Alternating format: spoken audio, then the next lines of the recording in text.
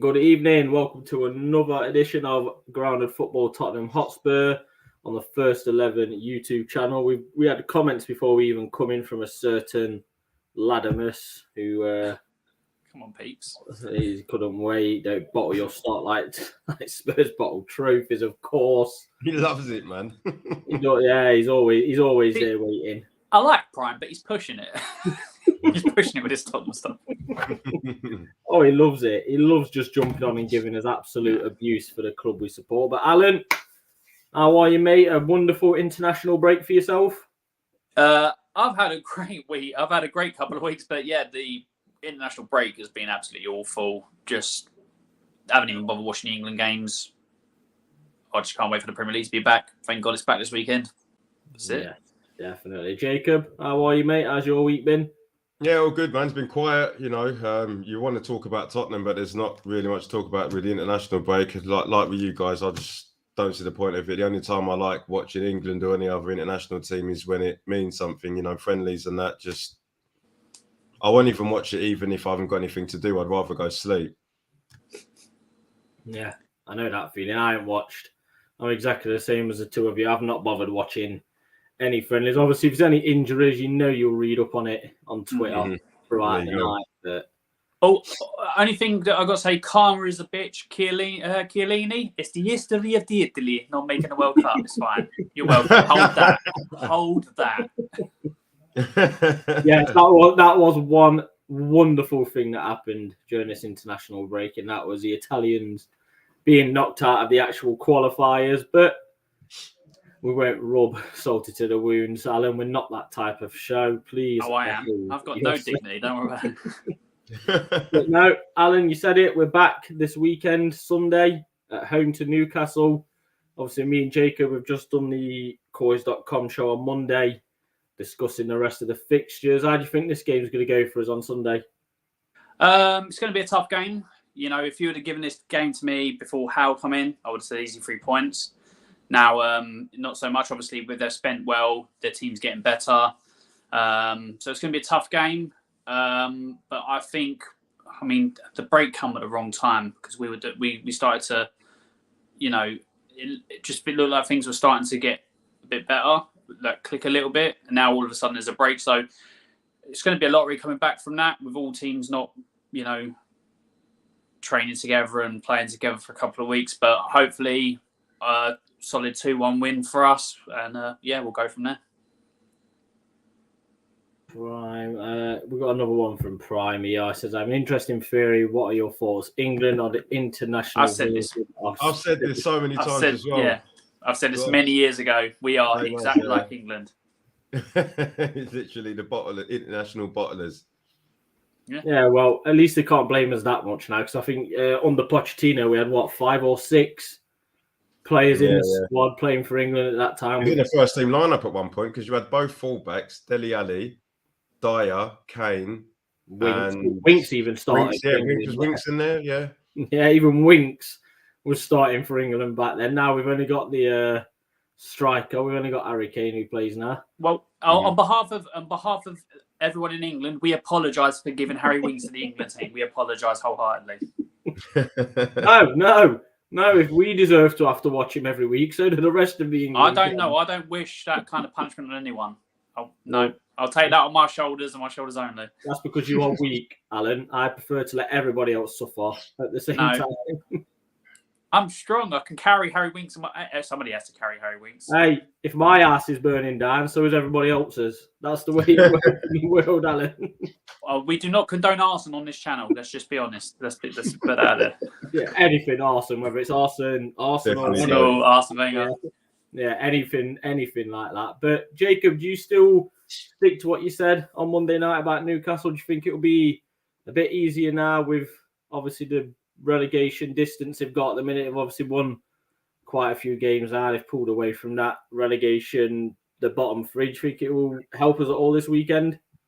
Yeah, we should win. I just think it won't be as easy as we think. It's always cagey when it comes to this. And I think because of the international break, it's going to take, I feel that it's either the players are going to start off hitting the ground running, or it might take them 10, 15 minutes to settle into the game because of trying to get back used to things. I think we'll win it. We'll get over the line.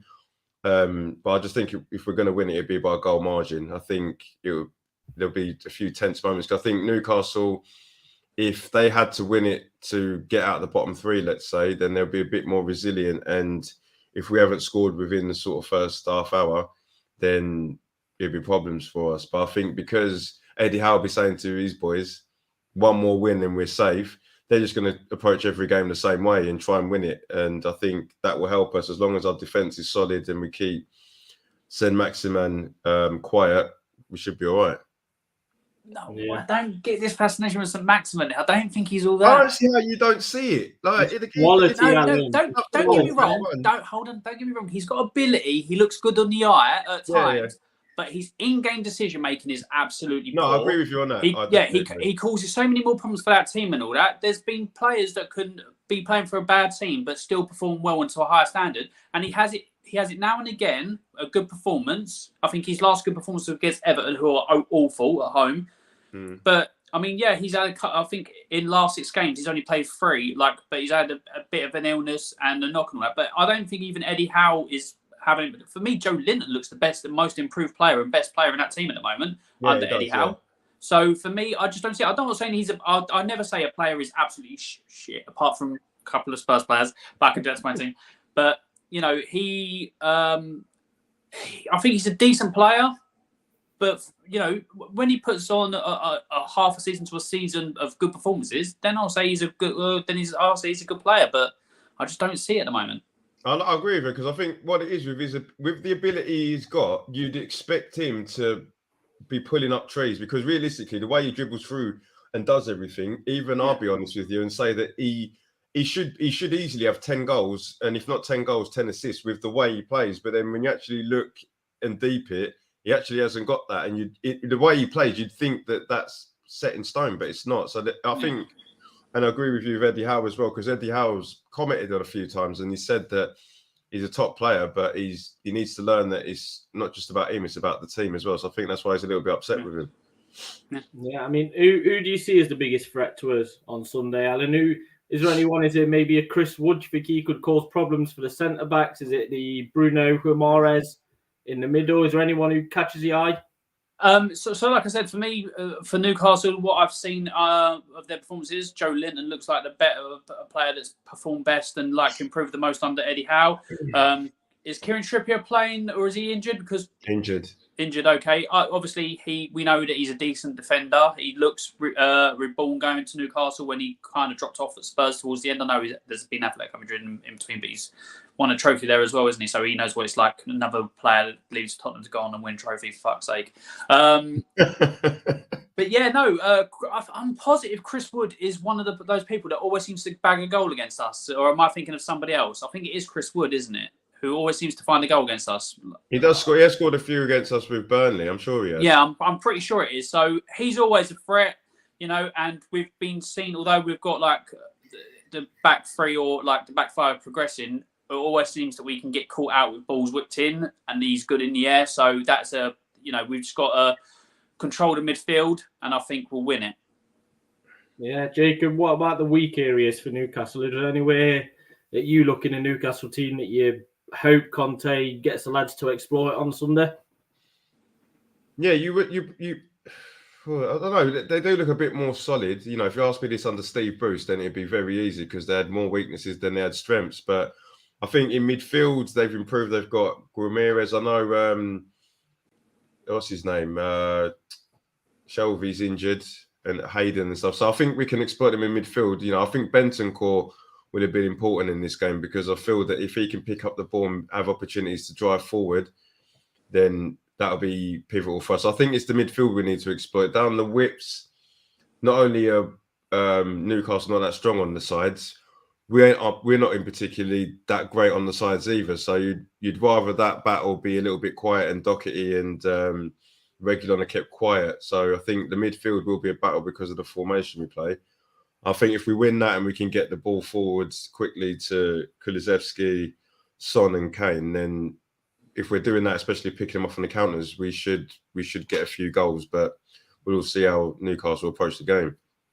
Yeah, I mean, Alan, do you see any surprise inclusions? I know Jacob just spoke about Kulusevski, Kane, and Son. Do you see maybe a Bergwijn might start?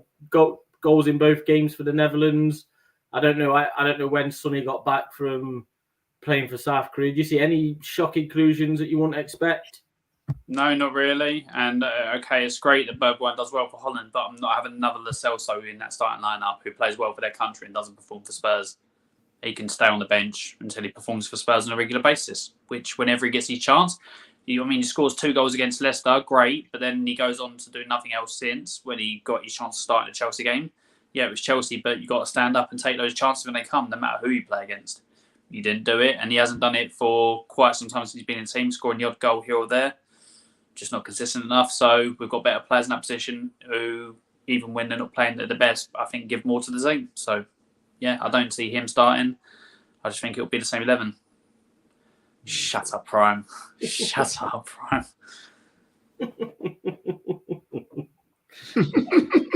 2 or 3 half-decent performances after almost 2 years at Spurs, or a year and a half to 2 years, and everyone thinks Matt Doherty is amazing. I don't get it. I really do not get it. I'm not in that camp, I'll tell you that now.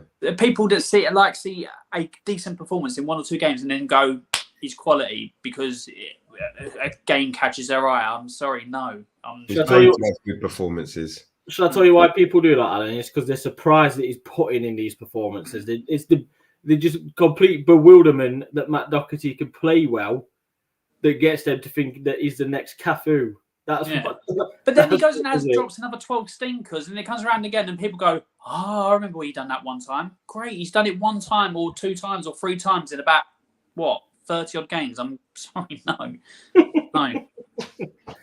Oh, I mean, Jacob, what about for yourself, mate? Obviously, Bentancur travelled to play for Uruguay. I'm sure Ramiro travelled but didn't play any games because he was banned and he didn't play in the last game, but he still travelled for Argentina. Sonny travelled out to play for South Korea. Do you see any? And obviously, Ben Davies came back early. I know Conte said today that he expected to be fit, but do you see any changes that you wouldn't expect? I don't know, yeah. Well, I wouldn't expect to see no changes. I don't get this philosophy of people flying from somewhere and being tired. You're on a plane sleeping. Like, well, you know what I mean? Like, I remember going on a stag do to Benidorm. Coming back 3 days later, I went and played football. So, and I was pissed out my head from that stag do. So I don't understand why you can't just come back off a plane. You know, there'll be proper plush planes. It's not like you were sat on a plane where there was a baby crying or a woman screaming or anything like that. Just get off the plane, go to your nice posh house, and then in a couple of days you've got a match. Like, I don't understand it. But if we go back to your question anyway, I don't think they'll make any changes unless somebody literally is tired or Conte doesn't see that they're up to it. I would be surprised if there's any changes. Bergwijn's done well for the Netherlands, and for me, that's enough to give him something to think about on the bench, but it doesn't warrant a start unless there's an issue with Son or Kulusevski.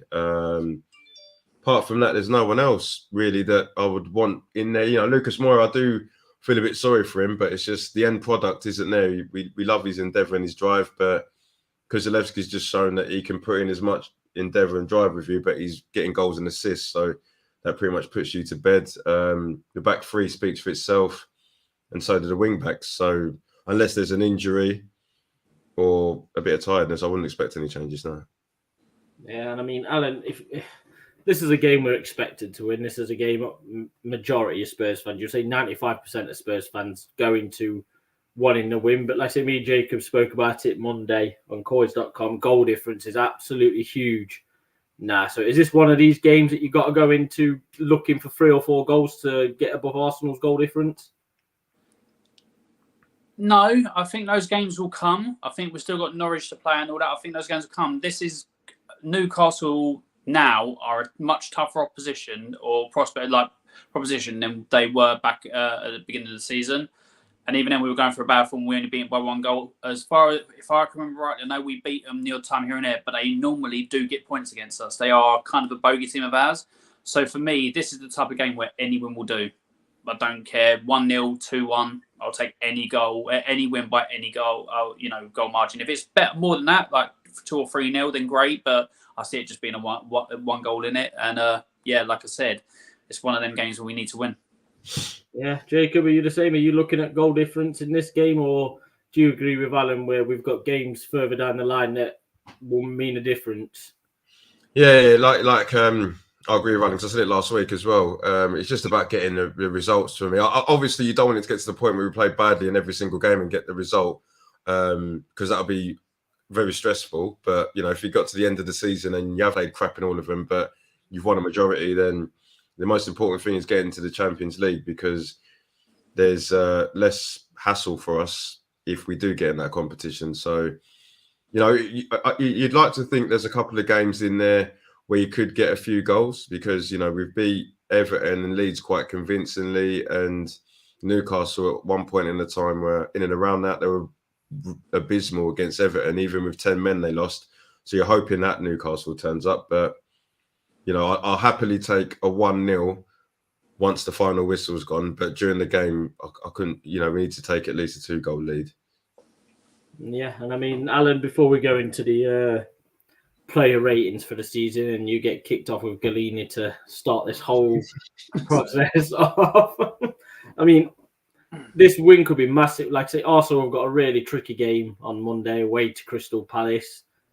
Do you think our result will have any effect on how they line up for that game, how they approach that game, or do you think it's just business as usual?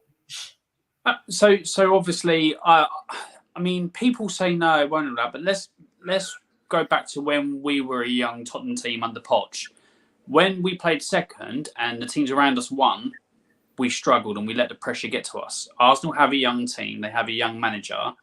Same could happen. I'm not going to say it is, but this is, like I said to Arsenal fans all through the season, since they've been up there and doing well.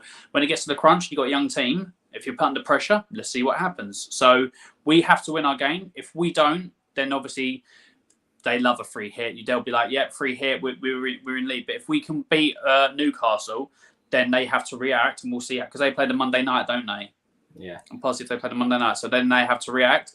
And like we saw numerous times under Poch in the beginning, even throughout and all that, when it got to the crunch and things were, we had our backs up, we always crumbled. So I think it could be the same for them, but we'll have to wait and see. I think Palace is a tough game. They've proven it by getting a point against City.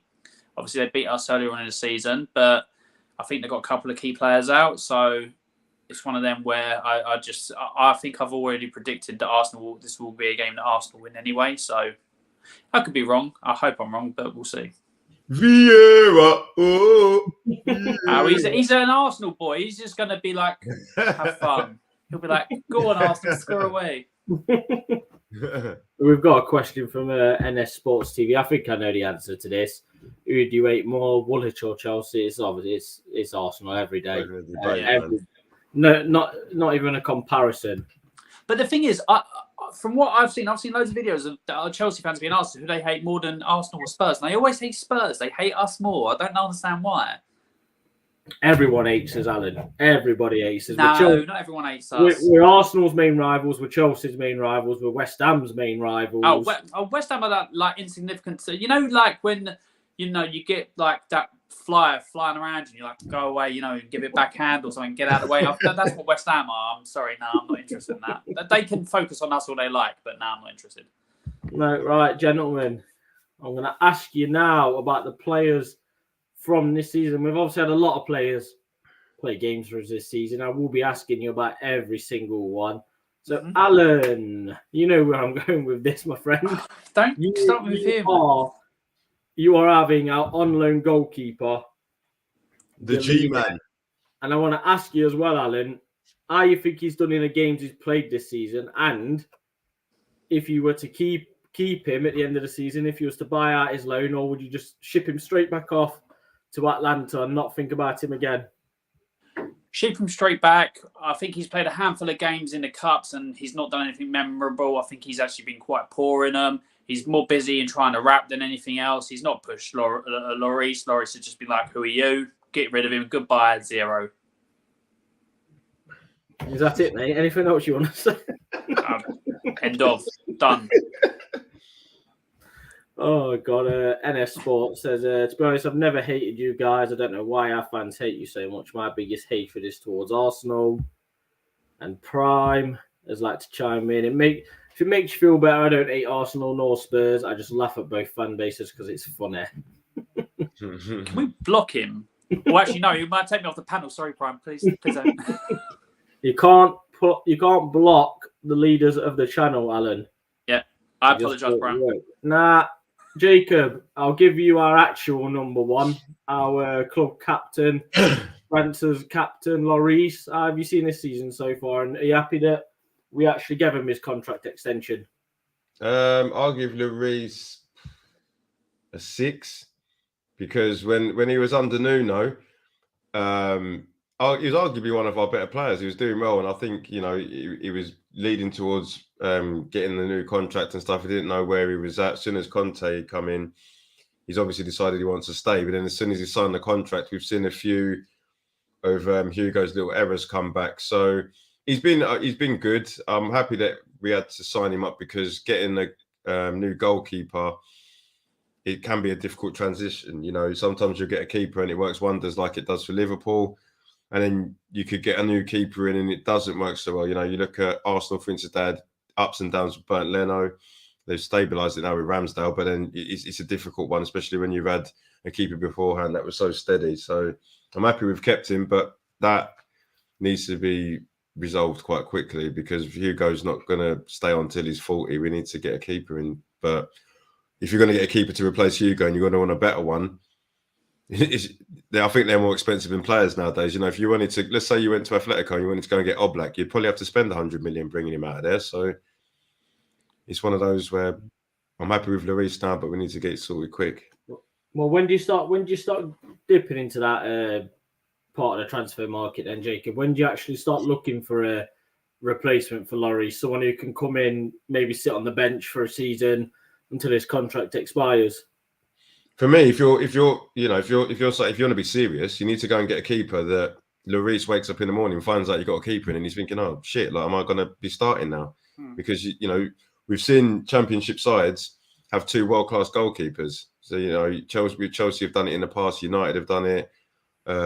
Liverpool at the minute have got 2 pretty steady goalkeepers. When Alisson comes out, they've got the replacement Kelleher, who's arguably a really good Premier League goalkeeper that could go to a lot of sides. So for me, there's no point in getting a Gallini. We've tried that with Gallini and other keepers that have sat on the bench, and whenever Lloris isn't playing, just doesn't seem right. So I think we need to go and get a goalkeeper that's good enough to take Lloris's place and keep Lloris on his toes. So at least for the next 2 years, you get the best out of Hugo.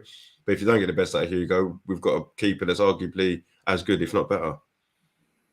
Yeah, well, there's a goalkeeper's done. Before I go to Alan, obviously Prime wants to make a deal with you that if Spurs win a trophy, he won't comment a bad thing about Spurs. Well, we're not going to win a trophy this year, so that's going to be ages. I was going to say, okay, I'll take that bet, but it won't come to fruition for years. So yeah, okay, we'll take that. We'll try and remember that bet like 5 years down the line, if that. Are you not going to rate anyone? Right. I will further down the line. Yes, don't worry about that. When you get to the good players, I see what it is. I'll stick to the Kanes and Sons of the side. Okay. Obviously, NS. Would you guys take AC Milan's Mike Maignan as a long term? I mean, I wanted him over Gallini. That was someone I was hoping the club would look at. But obviously, AC Milan got the deal done.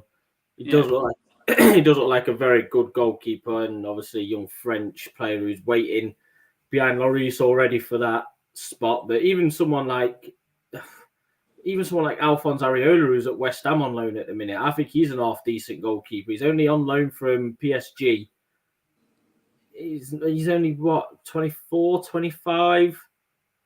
I think what we need is we need to be looking for our future number one now, not anyone, because Lloris says he wants to help find the next number one. So that's what you need to do. I mean, Gallini to the end of the season, I think they're looking for now, and you need to identify somebody to bring in who will be like challenging Lloris every single game, every single week to who's going to start or stuff. I think it needs to be now rather than later, and I think Hugo Lloris might stay on to like help train or like coach that player and go from there. That's what I think they're looking to do. So I think we need a player of a higher standard, but will we spend the money on getting that player in?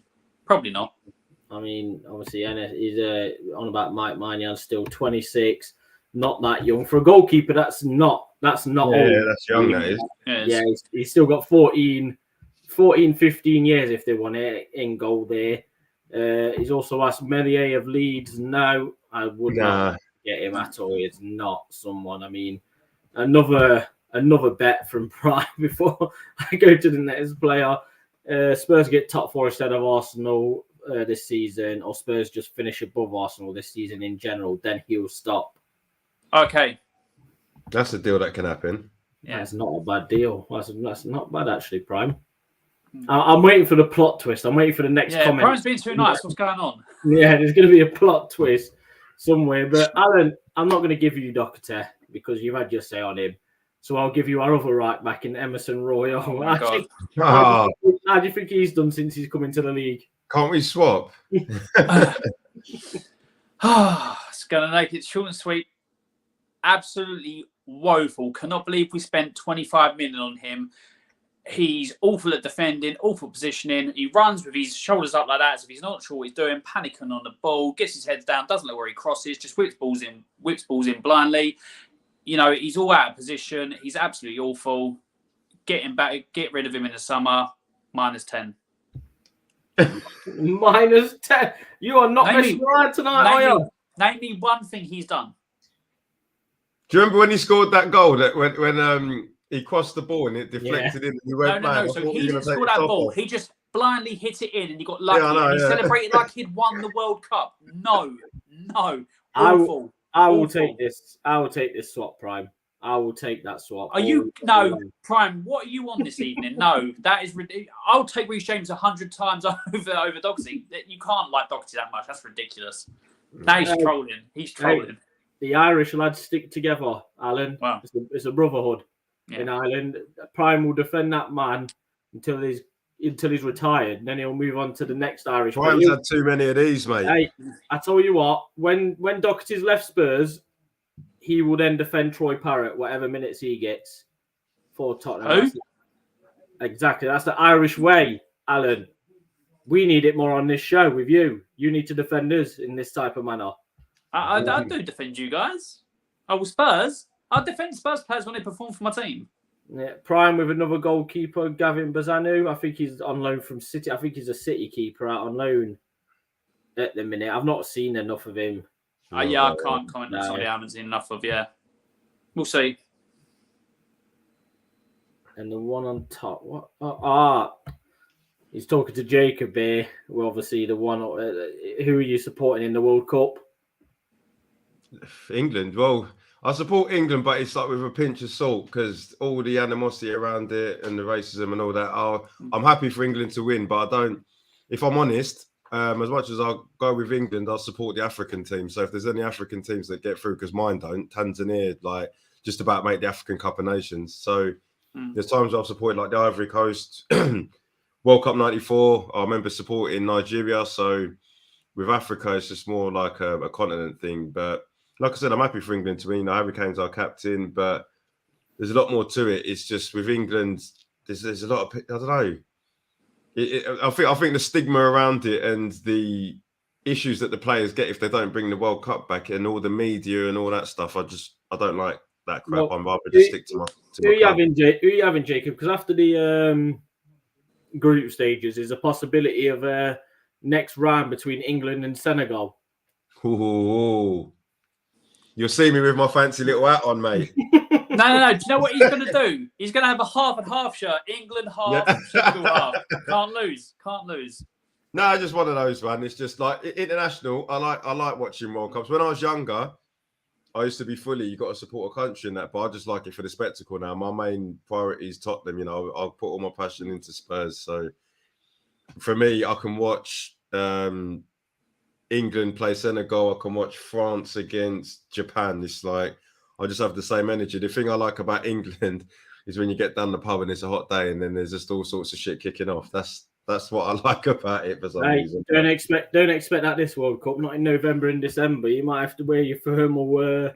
England. Don't expect the weather, but you can definitely expect the kicking off. There's always fights. You can guarantee that, can't you? God, yeah. I mean, to answer this, mine is England as well. I have got Irish in the blood, but the Irish never make it, so I will stick with England. Alan, yours? 100% England. Sorry. 100% Tottenham. There we go. There you go. Yeah. Hold on. So whether England win it, or France for Lloris, or South Korea with Sonia, or Uruguay with Bentancur, Argentina with any one of them, yeah. Oh no! What I mean is because people say England are the national version of us, aren't they? So that's why I say 100% England or 100% Tottenham because we're the team version of them. I thought you was going the West Ham way because they're when their captain lifted it up in '66. Apparently, it was West Ham that won the World Cup. I'm not that sad. No, so Lloris may play for France, but I think we can get him in the quarterfinals if both teams get that far and all that. I want Lloris to have a shocker and us to win. It's as simple as that. I don't care when they play for another country. Have a howler, I don't care. Yeah, Prime is I'm disrespected Prime with a Troy Parrott comment. Wait, yes, I am Irish. I do not mock you for your Irish prop, Prime. I mock you for the players that you defend, like Matt Doherty. That's the English in me, Prime. It's not the Irish in me. You have to shoot me down for the English. But the Gavin Bazanu, obviously Irish goalkeeper, as Prime says, he's better than Mendy, just needs the game time. If he was better than Mendy, you'd have the game time. Oh, that's a big call, that is, Prime. But, Jacob, now is your time for the Irish wonder that is Matt Doherty at right back. How do you think he's been this season? I'm ready to challenge you on this. I'm not off the scale though. I'm not going to give someone a -10. That's just mental. That's not it's true. What's he done? No. Just give him a 0 then. No, he gets minus. Carry on. Matt Doherty. A 1. Do you know what I mean? And I'm only going to give him a 1 or a 2 because he's had a handful of games, but it's just like, I ain't going to lie, the amount of times I've watched Matt Doherty on my screen and I'm just like, I don't understand what you're bringing me. But when the games have been easier and he does what we brought him in for, he's looked all right. You know, when we played Leeds and he was instructed to go forward, not only did he score, he actually looked all right and was giving us an option there. But then I remember when we played Arsenal, he was oh gosh, it was so shit. There's more often than not he's been that bad. But the only reason I'll give him a plus score is because under Mourinho, I think that's what's killed his vibe, because Mourinho played him in a back four and everybody in football knows that Matt Doherty's a wing back. So then he struggled there. And then I think he became disillusioned. Nuno came back in and we thought, he'll get it back, get the vibe back. Nuno played him in a back four. Someone that you got the best out of a right wing back. So I just think he just completely lost his confidence. And then he's slowly but surely getting it back with Conte, and it's not a mean feat to say that you've earned your place back with Emerson Royal in there because he's just pony. I don't even understand. I'm left-footed, and I reckon I'm a better right back than him. It's just he don't make sense to me. I don't understand how you've made it to that level. But Matt Doherty, he's not great. But when I say there's small improvements, it's been like, I can't even describe how small, but. You got to give him credit that Conte kind of trusts him over Emerson Royal. And, we just have to hope that we get a better Matt Doherty over the next 9 games than a worse one. We're cool, Jacob. You went around the same mark. I would have done 1 or 2. We're cool. We're still good. Yeah, mate. Oh, come on, man. I can't sit there and go and give him a 6, mate. You must be crazy. This is why I didn't want to do this tonight, Alan. I wanted Mark here who would have argued with every rating you given out tonight. He would have argued. I think he would agree with Emerson Royal. Mark would give Matt Doherty a 9. Yeah, no, but like I say, if Mark was here tonight, I would have given you Doherty just for the back and forth. They probably would have ended on Matt Doherty with you two, to be honest. Me and Jacob would have watched the rest of the show. But I mean, obviously, NS Sports with how far do you realistically see England going in the World Cup without bias? I'd probably say the quarterfinals, I think, this year, Alan. I'd say roughly the same. We've seen when we come up against big teams in big tournaments, like and all that, like Croatia when they put it on us. We went back into our shell, went very defensive, and we got beat. Against Italy, we went 1-0 up. Same again, went back into our shell. got beat on penalties, poor decision making by Southgate and that as well, where he brought on Sancho and Rashford right at the end and had them take penalties in the crunch in the final when they hadn't even played and they were not best to take that penalty. And obviously they both ended up missing, which was unfortunate for us. Just obviously saying the bad decision making as well as the team going into it showing Southgate sitting defensive. I only see it happen again when we play the big teams in this one. So yeah, I think quarterfinals. Yeah, Jacob. Same, yeah. I think we'll get out of the group stage. I've just seen the draw. So realistically, you'd look at England as favourites to top that, and then, like you said, play Senegal, and you'd like to think that they get past that. But then, winning with England in World Cups, apart from that one time when we got to the semis, which was a bit of a dud run, it was pretty easy for us to get through there. As soon as we come up against a Brazil, a France, Germany, teams like that, I think the occasion will get to them. And I think one thing that will get to the players, even though it's the coolest part of the year, will be the heat. Qatar, their winter is like our summer. So, if we've got any ginger players, they're going to struggle. Yeah, I mean, we will actually... Can't say that about gingers. You can. You can. They do get sunburnt easily, don't they? So we will probably struggle in the round. If we get through, obviously, the group stage 1 or 2, get to the round of 32, I think we do face the teams from the Senegal group. So it's more than likely going to be either Senegal or Holland that we can get in the next. I mean, Holland, they're not the Holland they used to be, but they've still got some absolute quality players. But shall be the only game that Bergwijn shows up in. Yeah, probably. And he lifts his shirt up and says, "Fuck you, Alan," on his shirt. If he ever watches this and sees the things like that, you deserve it. It's as simple as that. Right, I will take the next player, and I will take Jaffa Tanganga, who will get a 0. Oh, I forgot we even had him. Yeah, exactly. It looked like he had such promise when he first came in. Obviously, that performance against Liverpool. He played some better. He had some half decent performances, but I agree with what Alan said. I'm sure it's you that said it, Alan, that he doesn't suit the centre back role. You would rather see him at right wing back or right back because he's got the pace, he's got the power, and like we've seen it in games he's played at right back. He does like to get forward. Yeah, he does like to attack. So I think he's either due a loan out, give him a season away somewhere, or try and make a profit on him because he's not going to be a first team starter. Might as well make a profit, sell him and bring funds in. So I will give him a 0. But Alan, I will give you the new boy in Christian Romero. How do you think he started to life at Spurs? So I'm only going to, because he's been injured, so I'm only going to give him, obviously, well, you can only give him a rate on what he's played. And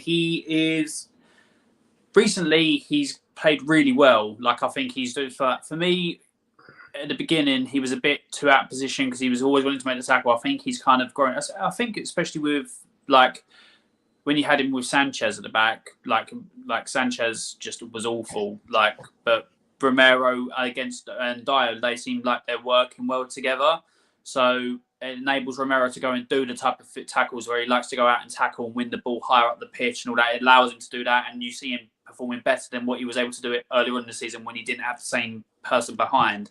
So I think you're seeing the best of him. The silliness of the yellow cards, I think he's just accumulated way too many yellows. I know I like the fact that he's probably trying to ruffle people up, but he gets away silly yellow cards. I think he needs to get out of his game. He also has had a couple of lapses of concentration from corners and balls whipped in where he loses his man, like highlighted against Ronaldo, where he scored the hat-trick goal to win the game for United. So overall, for everything that's happened, I would give him... I'm torn between 6 or 7. I'm gonna go. I'll go 7. Give me 6.5. No, don't do this point. I'm gonna go for 7. I've seen more positives than negatives, so I think 7, but only just a 7. Well, are you happy that it's a obligation to buy rather than an option to buy? Are you more comfortable knowing that he will be there again next season rather than? Oh yeah, definitely. Yeah, is that something you build the defence around, Christian Romero? Yeah, you do. I mean, I'll give not Sanchez, not Sanchez, but Dyer has looked better this season. Not to say he set the world on fire, but he's looked better. I think he's looked better with Romero. So I think it's just a real because although he's a bit rash sometimes, Romero, it's the stature he comes with, best defender in Italy, and you can see he's by far the better option that we have at centre back. So I think they complement each other well. So yeah, I think knowing that he's going to be there and he is going to be a Spurs player, I think that can only build confidence. And if you bring one or two extra defenders in the centre back role to beef that up, I think we'll have a good solid foundation going forward for next season. Yeah, Jacob, I'm going to go to you next and give you Davinson Sanchez. Oh, nice one. Oh, my man Davinson. Gosh. Same as Matt Doherty, man. I mean, under Nuno, he didn't really have any good performances. I think he had one maybe. Conte actually started off all right, and then a couple of mistakes, and you already know what Sanchez is about, man. His concentration levels aren't great. His athleticism and that, can't knock him for that. He's big, he's strong. He just doesn't concentrate, man. It's like half the time it looks like he's away with the clouds when another team's attacking. So I can only give him a 1. He hasn't been playing recently, and he's going to be somebody that you probably look at and get rid of, and he'll probably make his way back to Holland. But yeah, I can't say nothing but a 1. I like the guy, but you're just not it, bro. Yes, I agree massively. I mean, my player I'll go to is Ben Davies.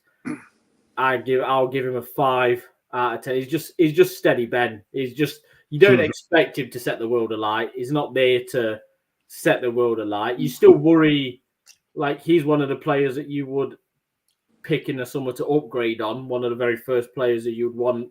But he would make a very good squad player to come in, whether that be at left centre back, left back, as long as Conte's there and we keep this formation. But a 5 out of 10, like I say, he's still got mistakes in him. You never know when he's going to make them.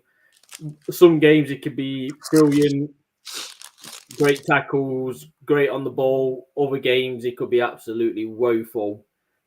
Lose his man, get beat. I mean, he's slow as well. That's what when the right hand side and left hand side of the centre back, you need pacey centre backs. You need someone who's able to cover in behind the centre back down the middle. You need someone to cover the right wing back, left wing back. And like I say, he's just not it. So a squad player for Ben, hopefully in the future, but I will give him 5. Alan, I will give you Eric Dyer. How do you think he's been this season? I mean, obviously you're not his biggest fan, but no. So he's done.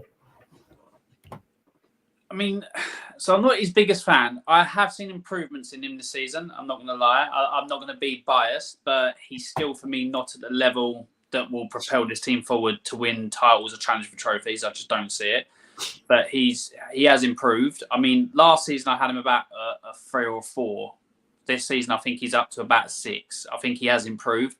But I think that comes with playing better when you've got better players around you. Because obviously anyone who's played football knows, like, my position used to be midfield. And I used to be in the midfield. If I played with a player that I knew was a really good player, it elevates your confidence. You can just let them do their business. You do yours. If you're playing with somebody who's very weak, you instantly have to think, what are they doing? I have to focus on my game on it. It takes away from there. So I think he's benefited from that.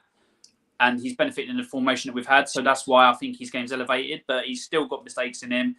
And I think he's, like, at times and all that, he's still had the odd where he's been caught out and stuff like that. So especially, like, same with Romero, when balls get whipped in and they're still a bit too far apart and getting caught out like we did against Southampton twice. I just think he's got that odd mistake in him, so I'll just keep him at 6. I think Romero, when has played better than him. Yeah, I mean, if the World Cup was this summer, Alan, rather than this winter, would you want him in the England squad for the World Cup? No, I think there's better players. Like Harry Maguire. Actually, okay, wait. It's in the winter. If he continues to what he's doing now, if he continues the way he is now, and on current trajectory, got to get it out there, and the way other people are and all that, I can see him in the winter. I can see him going to the World Cup at this moment in time. If it was in the summer, no. No, so yeah, if he can, like I said, hopefully for Tottenham's benefit, he does continue to improve under Conte. But Jacob, next you can have Ryan Sessegnon. Another one. You know what I mean? He had a good performance against Leeds. Yeah. He had another one at home. I can't remember who it was against. He played well against City. Everton, that's it. And he played well against Man City as well. Man City, yeah. Well, to be honest, for the first half hour, I was like, you got to get him off because he was struggling, but he grew into the game. So I'd give, actually, because there's a couple of, I'd only give him a 1 though, because that's probably about the same amount of games. I'd probably give him a 2 as it goes, because Matt Doherty's had more opportunities than him to perform and get his game right, where he's only had a handful through injury and not being first choice. So I'd give him a 2. I do like him, especially going forward. You know, if he I think with him, he's a confidence player because it's tough. He's still an unknown in a team that are expecting him to produce results. But he has, like, you know, if we're going to just be factual, he hasn't been great. But there was a point where I thought I did rather him than Reguilon, because Reguilon would he just lost it for a bit, and Reguilon's still not there for me, but. Ryan Sessegnon, I'd give him a 2 out of 10. Out of 2, 2. Yeah, I mean, I'll do Reguilon and I give him 3. I'm not. If we can get the rumored 40 million he could be going for in the summer, I'd snap someone's hand off. For 40 million to replace. And I think this formation Conte's come in with really shows how poor he can be defensively. And going forward as well, he should be on 5 or 6 league goals with the chances we've created for him this season. And I think there's a lot more better players out there that we could sign at left wing back. So he gets a 3 for me. Alan, you can have your mate Harry Winks. 0.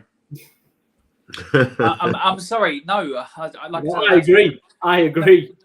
So he's got one mode of passing, which is hit as hard as you want, because you know when you put him under pressure, he looks scared on the ball in the midfield. Too safe for passing left and right and all that. I mean, he's just not done it. I can't remember a single performance where I thought, you know, he's showing he's got ability, he's improving all that. He's just, you know, I just haven't seen it from him. So, and I think most people have. You know, I know there's certain Tottenham fans that loved Harry Winks that have him on their dartboard, if I remember right. I've seen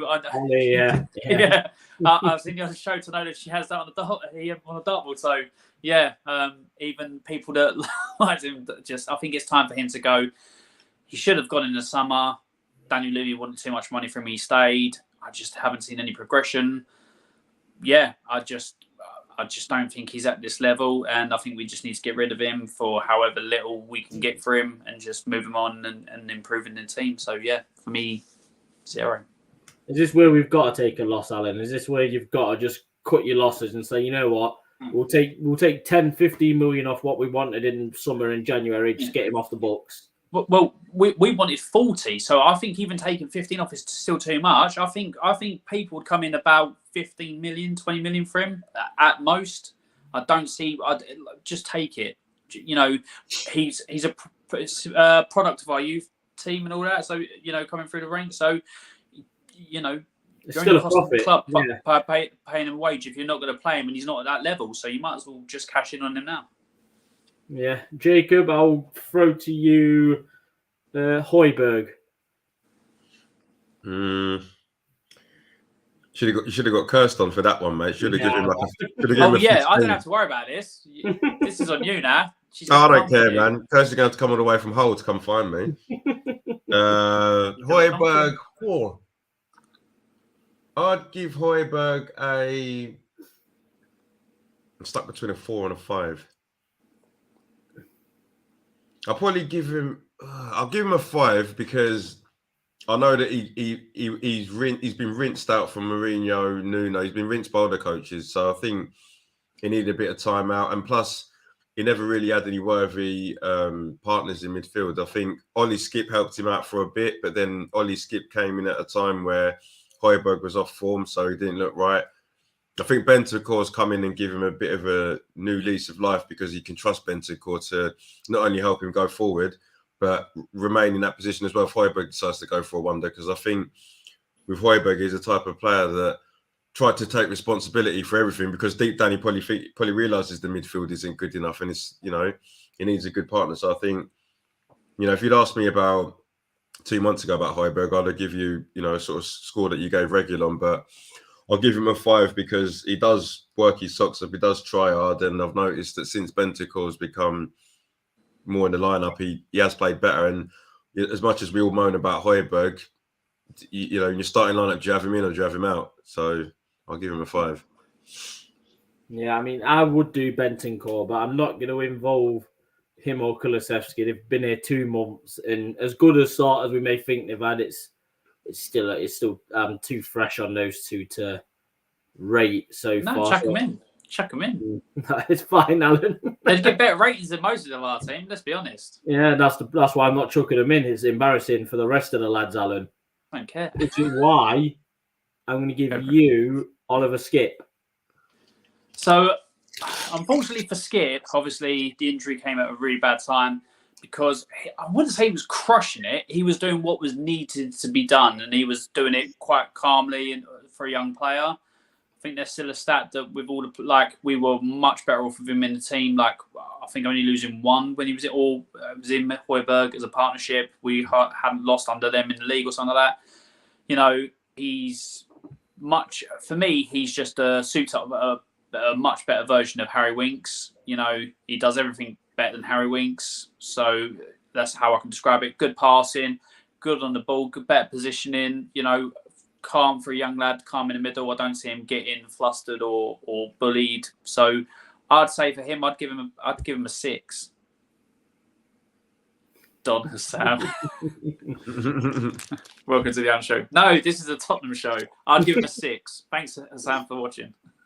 A 6, yeah. Jacob, you could have Lucas Moura next. Let me finish my custard cream first. Other biscuits are available. I'll give him Lucas Moura. I'll give him a 6 as well. I'll give him the same as Ollie Skip because, the first half of the season, whether we had Nuno or Conte, he was the one player that I was just like, at least we've got him in because he was driven, he would create a lot of chances, whatever position you put him in, he never complained and always gave us a 7 out of 10. But Kulusevski's come in, and for me, Lucas Moura had a little spell where Conte gave him sort of 2-3 games to prove that Kulusevski shouldn't take your position and quite quickly flopped. So it's to the point now where you'd say he's got to fight for his position, but I don't even think there's position for him to fight. I just think he only gets in if Kulusevski's injured or tired. So, but based on what he was doing before Kulusevski come in, I'll give him a 6 because he was the one player that, if I didn't see him in the lineup, we was at a time where Kane was still moaning, Son was in and out, and the rest of our midfield is rubbish. So he was the only person that gave us a bit of hope that someone actually gives a shit. Yeah, he was definitely the only one driving that team forward. But, he was picking the ball up, driving the teams. He was the only one putting in effort all the time. Under both managers, he was performing. And then, obviously, we had the little 2-week winter break. Mm-hmm. And then since then, he went downhill quite quickly and Kulusevski came in. So I would agree with that. I agree with that. But he was. But if we'd have done this up until the winter break, if we'd have done it on the winter break, I would have given him an 8. Closing on a 9. He was just that continually good. He was our best player by a mile on that pitch. Without question, mate. I mean, I'm going to give myself Steven Berg vibe, and I will give him a 2. That's just for his 2 goals against Leicester. That's all he's done. That's all he's done. That's literally all he's done, isn't it? When you think about it, has he scored any other goals?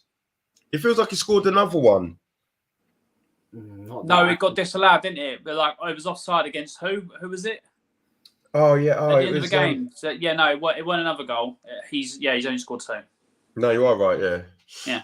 I mean, that's Alan said it earlier. He got his start against Chelsea the game after that, and it was just non-existent for a winger who's got that much pace and can dribble at players, beat players, and score goals, he just doesn't. He doesn't do it. He's not. He's another one I'd look to move on in the summer or try and get as much money back for him as possible. But we've got 2 players left, and Alan, I'm going to give you Harry Kane. Oh. I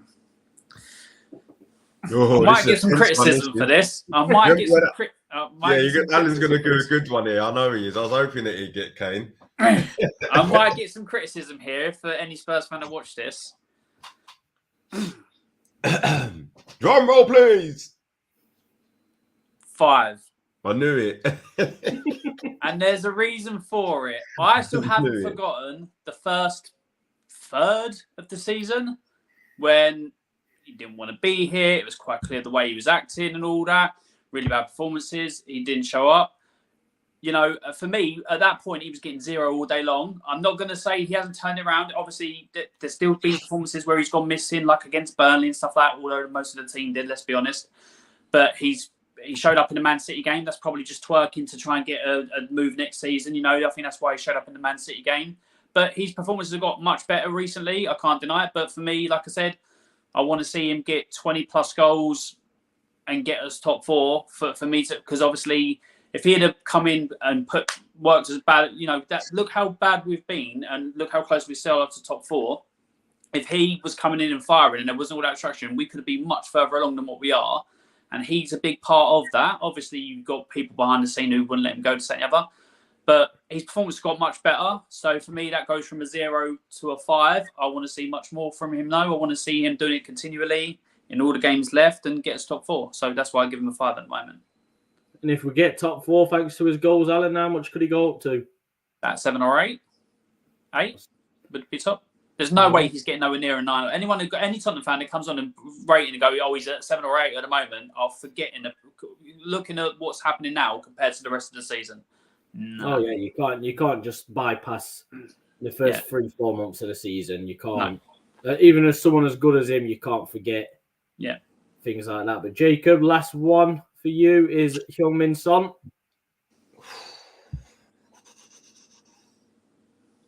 That's a good one, man. A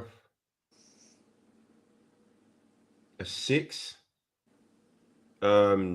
He's up until Kane had his spark in form, he was our top goal scorer. But the Sonny I know, if this was Son 2-3 seasons ago, I think the way the league's been and the way he plays, he should have scored at least another 5 goals quite easily. You know, and some of the goals that he scored, I can't remember, was it against Everton when that one went under Pickford? You kind of thought Sonny buries that one properly. I think he came back to his senses in the West Ham game. You know, them 2 goals that he scored against West Ham, that's when I thought, okay, Sonny is back, because normally when he's finishing, he's ruthless. Like a lot of the time he's finishing. There was a time where I even used to say his finishing's as good as Kane. He, left foot, right foot, it was just tucked away and rippling the net. But now it's like he's lost a bit of muscle in his legs, because sometimes he just limps around the game, and I don't know whether he's tired or whatever. I don't think he's losing confidence, because he's still got a good amount of goals and assists. But I think it's just because of the standards that he's set that I'm giving him a 6. You know, if we bought Son at the beginning in January, we'd be probably raving about him like we do Kozilewski, because he would have got all the goals and the assists. But because, for me, he's a world-class player, he can still go a bit. So I'm hoping that he comes back from the international. And, at the end of the season, if you tell me to give him a rating, I'll give him a 9. Because I think if he can just get going again, along with Kane, who I think is back to his best, I think we win quite a lot of our games. And with Arsenal probably going to drop a few points in their running, and Man United not at their best, we need Son and Kane just to do their little double act and get us to the end of the line, man. Yeah, well, I'm very, very happy with the 2 of you for your ratings here. Very professional. Even a -10. If you put them up in lights and saw 1, 2, 4, 7, -10. I think people might just understand Alan's. No, I do. Yeah. To be fair, I think they'll actually agree with Alan for that. But before we call it a night, gents, I will need your Newcastle predictions. So, Alan, what are you going for this one? I'm gonna go with the prediction on another show I did. So it's going to be 2-1 Spurs. And if I was to pick a top first goal scorer, let's stick with the one that I said last time, Romero. Let's go for let's beat that to death. Romero's not scoring. Romero. Jacob, what's yours? Yeah, I've got the same score as Alan. I'm going to go with Kane. Kane is safe. Kane. I mean, I've got him, man. I'm like fourth, or bottom or something. You're fourth. You are, Jacob. Well, I'm still in the Champions League, mate. Yeah, you're still higher than Spurs in the league, so you're doing very good at the minute. I've gone 3-1 Tottenham Kulusevski. That is mine. I think I've got Mark's here as well. Mark went the same as you. Fuck, I'm not going 3-1 Tottenham Kulusevski then. I can't go the same as Mark. I need to beat him. I can't draw with him. I will go 4-1 Tottenham. And I will go Son first. I hope you're right. You do realise you can still have Kulusevski and be different. Yeah, I know, but I still share points with him, don't I? It's only 1 point. If you get the result, that's the main thing. Yeah, I can't deal with the positivity of Mark. It's you not. Keep the momentum, man. I don't want to be beat with that positive drum of Mark's. I want my own score. I want my own goal scorer. I think, Kirst did send a picture, if I remember rightly, about a week ago. Did she? She didn't have top scorer, though. No, she's gone 3-1 as well, so I'll have to get a goal scorer off her as well.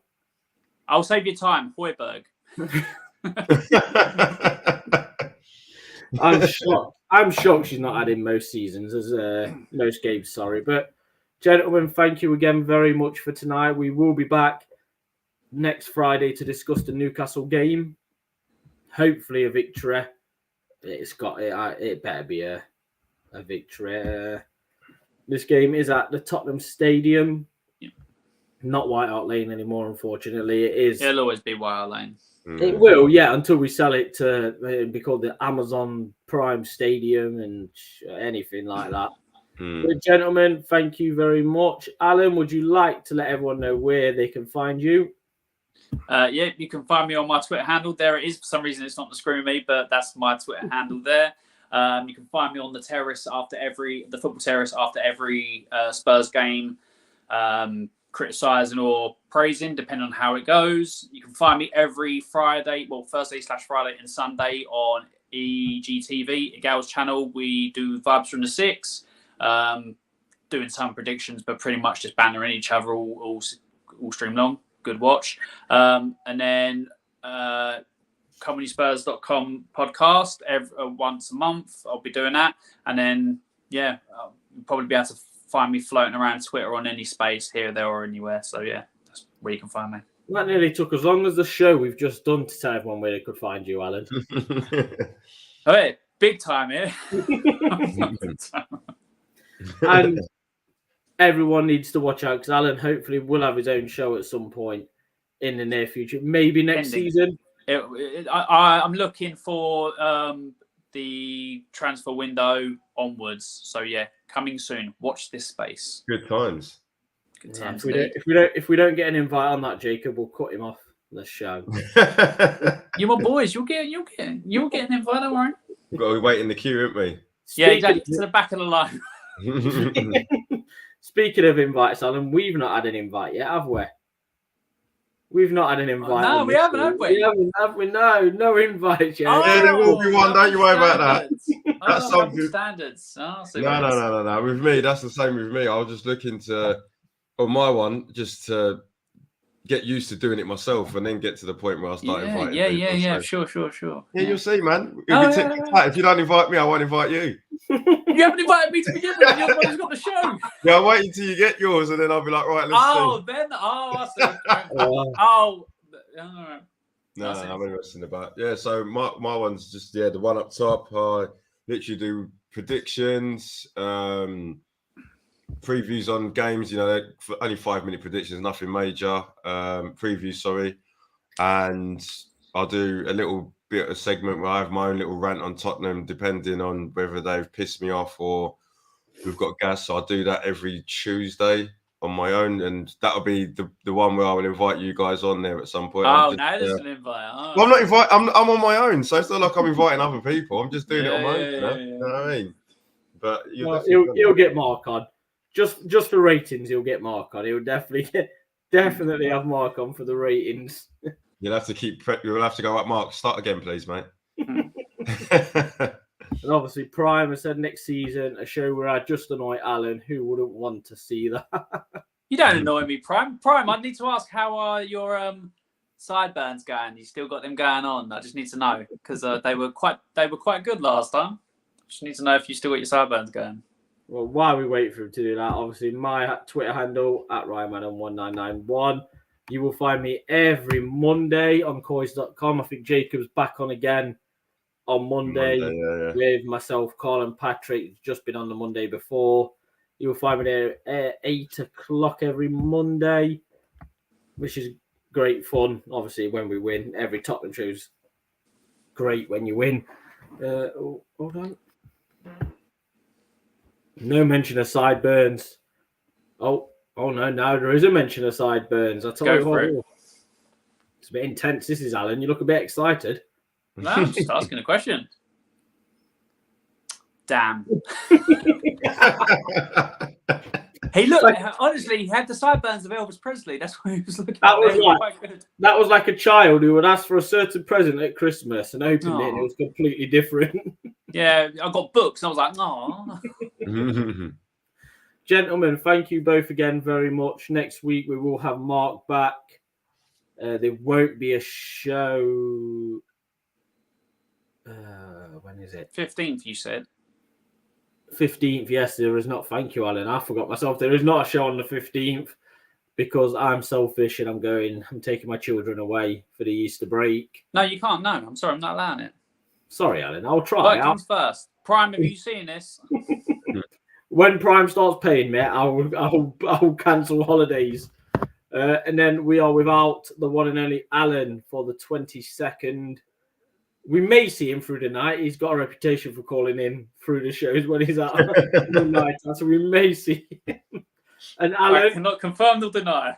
Alan, I implore you to call in when you're now. I want to see drunk Alan discuss Tottenham Hotspur. That's what I want to see. No one wants to see that. You might get cancelled. You can't. Too many swear words. No, it's fine. Oh God, gents, thank you ever so much again. I will see you both. Jacob, I'll see you Monday. Yeah. And, hold on a minute. Hold on. No, Prime, you still cannot host at the show. You cannot ask the guests how shit Tottenham are with every other question. We will not allow it. I'll agree with him pretty much sometimes. Yeah, depending on the result, that's probably a good show. That is. Yeah. It could. You know what? Depending on the next results, we'll consider Prime doing that. That's it. He's back. He don't leave it alone, does he? I can call it Harry Kane and me. I think Prime needs to remember that Harry Kane is still at Spurs. He's not at Chelsea. He's not going to Chelsea. Not with these new owners that they're already protesting about. That's not even bloody got the club yet. But we'll leave it there. Gentlemen, thank you. I'll see you both next week, and I'm sure I'll hear from you both on Sunday. All good.